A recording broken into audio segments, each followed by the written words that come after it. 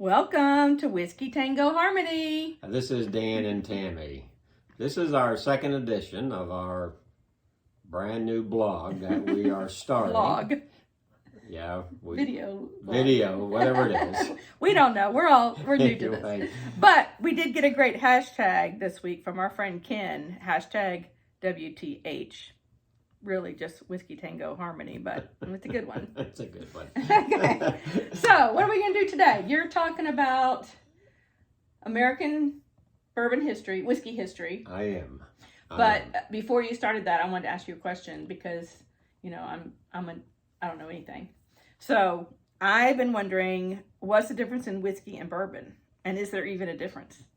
It's a good question. So, there is a difference. And there's a statement that says, all bourbon is whiskey, but not all whiskey is bourbon. And here's a couple of main differences. With bourbon, you have to have a mash bill, that's how you make the liquor, of 51% corn. That's a minimum requirement. Now, it can be other percentages of barley or wheat or malt or any of those others. You can have any combination thereof after that. But it has to be 51% corn in the mash bill. To be whiskey. To be bourbon. Bourbon, okay. To be bourbon, not whiskey. To be bourbon. Okay. Also, it has to be manufactured or distilled here in the U.S. It cannot be distilled outside of the U.S. I thought there was something about Kentucky, though. Kentucky, 95% of all bourbon actually comes from Kentucky. Now, a lot of people think bourbon has to come from Kentucky. It has to be made in Kentucky. It does not. Oh. As long as you have the mash bill, 51% corn, it can be wheat, malt, barley, rye on the other percentages. It doesn't matter. It can be made here in the U.S. and it can still be a bourbon. Okay? Now, it also has to fit some other requirements. It has to be matured in American white oak charred barrels for at least 2 years. Okay. So you've got some requirements there that it has to fit within in order to be called a bourbon. So if it fits those requirements, 51% corn mash bill, it is matured in American white oak barrels for at least 2 years that are charred, and you are making it here in the U.S., then you have a bourbon. So whiskey doesn't have those requirements? Whiskey does not have those requirements. Whiskey can be something as simple as a straight run of corn in your mash bill, 100% corn. Oh. It can be 100% wheat. It can be 100% rye. And as long as you are distilling the spirit, it's a whiskey. Okay. So that was probably a longer answer than you wanted. You wanted to jump into your talk. That was a lot longer than I wanted to get into. But it may help everybody who wonders what is the difference between whiskey and bourbon, and is there actually a difference? And there is. Okay. So let's talk a little bit about the history of bourbon here in this country. And for those of you that don't know, back in the late 1700s, we had a lot of Irish and German immigrants that came into this country. They brought with them their love of distilling spirits, and they settled in Pennsylvania, a lot of them did. So they started distilling their spirits, hard liquor. Now, at the time, this was prior to the Revolutionary War. The war happened. There was a lot of states, of those 13 states, that took on a huge amount of debt because of the war. So just a little bit of background here. Congress approached President Washington and said, hey, we can cure these debts by putting an excise tax on the American whiskey that's being produced. So they did. And they're still doing it. And it caused what was known as the Whiskey Rebellion. Because the farmers, the little guys, had to pay a higher tax than the big guys. And the little guys is who we are. Still today. Still today. We don't like to be taxed, and we are taxed to death. But back then, they rebelled. It got so bad that George Washington, President Washington, he put together a 12,000-man militia to quell the rising in Pennsylvania because it was getting so bad. So to ease everybody's feelings after that, he quelled it. He came up with an idea. Now, Kentucky at that point, the state of Kentucky, was not Kentucky. It was a part of Virginia. It was a part of the Commonwealth of Virginia. So George Washington, President Washington, to ease everybody's feelings and to help everybody get over this mess, he gave 60 acres of land in what is now the state of Kentucky to anybody that lived in Pennsylvania and Virginia who was willing to move there and raise American corn for the spirits industry. So if you decided to do that, you got 60 acres of land, it was deeded to you, it was free and clear, you could raise the corn, it was turned into whiskey at that point. And here's how, interestingly, that bourbon came about. Thomas Jefferson, he was the governor. So Thomas Jefferson was a fan of France. Okay. The French, the Bourbon family in France, they ran most of Italy and France at the time. They were very, very powerful. And because he was a fan of them, meaning Jefferson was a fan of the Bourbon family in France, he decided to name this new area in Kentucky Bourbon County. This is where all the people moved. This is because the water was good, the fertile land. They could raise corn. They could do all this, right? Make the liquor, make into distilling alcohol. Well, as the barrels were being shipped down the Ohio and the Missouri rivers, they were stamped Bourbon County, Kentucky. So all the liquor coming out of Kentucky at that point had this stamp on it, Bourbon County, Kentucky, and that's how the American bourbon came to get its name. Cool. So a little bit of history there, okay? Maybe more than you wanted to know. Rebellion going on. Yes, rebellion takes care of lots of things. Yeah. So what I want to talk about today, in honor of American bourbon and its history, I have a bottle of Evan Williams. Now, for those of you that don't know, Evan Williams is the oldest commercial distiller in the United States. I did not know that. Evan, Is this when they started? 1783? It is. Oh.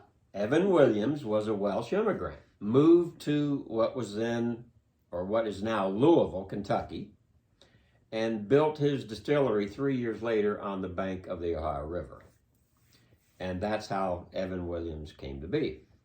So we're going to have some Evan Williams today. And we came prepared. So we have our dropper for water, and we have some ice just in case I want to try it different ways. So again, I've never have tried this. Now, just for some additional information, this is small batch. This is a small batch edition. Some people say, well, what does small batch mean? A small batch means you've picked a certain amount of barrels out of a rick house.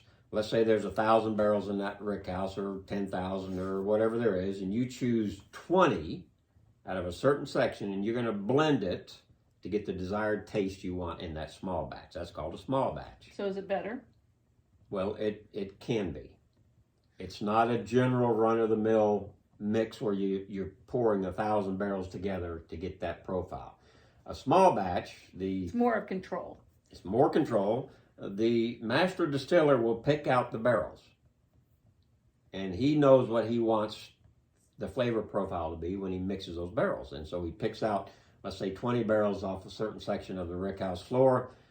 You might pick out 5 off of floor number 10. You might pick out 5 off floor number 9, 5 off floor number 3, or whatever you want, because he's tasted all of them and he wants that to be in this bottle. That's what a small batch is. It is X amount of barrels. The master distiller is picked out for a particular taste and profile, and usually it's unique, because you're not going to get that with a regular run. So what I'm going to do is I'm going to pour just a little bit of a taste here. So how much is this bottle, for people who are wondering? So how much is this costing? Price point. This is a $21 bottle. Oh, cheap. Now, for in those comparison. that think you have to pay 30, 40, 50, 60, $100 a bottle to get a good bourbon, you're wrong. Evan Williams is a fine bourbon. It makes a great everyday drink if you want to. It's undervalued at the price point, but I'm happy to pay it because it's a great bourbon. So we're going to try this. And again, Tammy's never had this. And, What did we drink last week? last week we had the Whistle Pig Rye. This one smells better to me. This and this is hoping. This is a bourbon. This is not a rye. So this is not going to have that peppery, spicy taste that Tammy picked up. Yes. Okay. Are we ready? All right. I'm scared.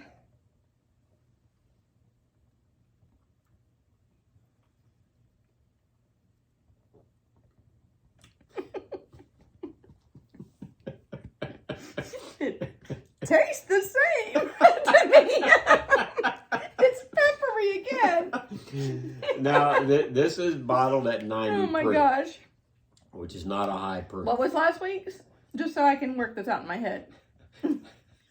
Last week was bottled at 96 proof. So this is lower. Yes, this is lower. All right, now what I want you to do, just let's try this. Let's Okay. put a couple of. We're going to do this week. We talked about this last week. We weren't prepared last and week. we came a little better prepared for this week.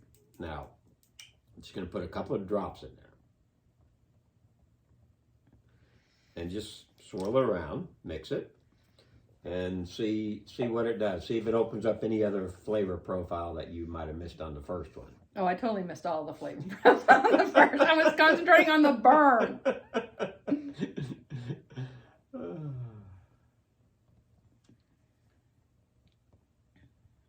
It's definitely easier to drink. It's smoother. Now, we're going to try something I can else. smell the vanilla on this one now. We're going to put a cube of ice in Tammy's and let her try that. There's no wrong way to drink bourbon. You can drink it neat like I like it. You can drink it with a little bit of water, and if you like it watered down a bit, you can drink it with an ice cube You can drink in it with a bad face.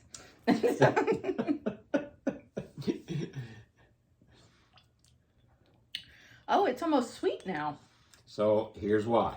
Oh, interesting. Ice will pull the heat down.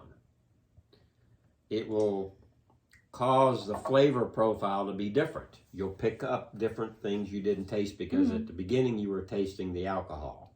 The ice condenses that, causes a profile of the flavors to come out, and you'll taste different flavors. Cool. So maybe I can drink whiskey with ice added. maybe. Maybe Tammy will like it that way. Maybe. I don't know. So, as a recap, you learned a little bit about American bourbon, the history. I learned a lot, babe. That was very interesting. Thank you. You're welcome. You learned a little bit about the first commercial distiller in the United States, Evan Williams. You learned a little bit about small batch as compared to regular run. And of course, you learned some tips on dropping a couple of drops of water. What does Tammy have? I brought a glass of something I would like just in case. Oh, babe. This is really good. I wasn't expecting this to be so good. I made... Well, you want to tell I everybody don't know what I it is? made, but man. Well, what is it? So, what was the whiskey you gave me to mix it with? It was Bullet Rye. Bullet? It was? Yeah. But I ate... No, Whistle Pig last week. Whistle Pig was what we had last week. Bullet Bullet Rye is a good mixer. Okay, so just in case I needed something to enjoy, I mixed 2 ounces. I can send you the recipe.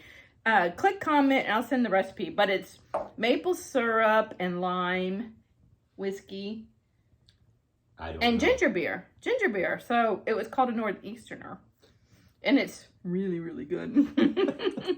All right, everybody. Wow. We are done.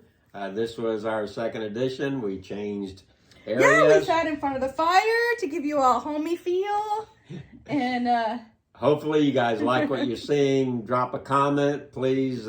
like and subscribe for us. We're Yep. trying to get enough subscribers so we can go live instead of taken this over, transferring it. It takes forever to transfer. So we want to go live there. So please like and subscribe. I loved getting your comments last week. I tried to answer them all. I hope I got to everybody. So let us know what you want us to talk about. We'll gladly talk about more things. And yeah, definitely, if you don't like whiskey, try it with ice. It was great. But if you like bourbon and whiskey, please join us. Drink it neat. Drink it on ice. Drink it with water. If you have to have a mixed drink, I'm not going to argue with you. It's still got bourbon in it. Hopefully you're using bourbon. Anyway. Have a great day. Bye-bye.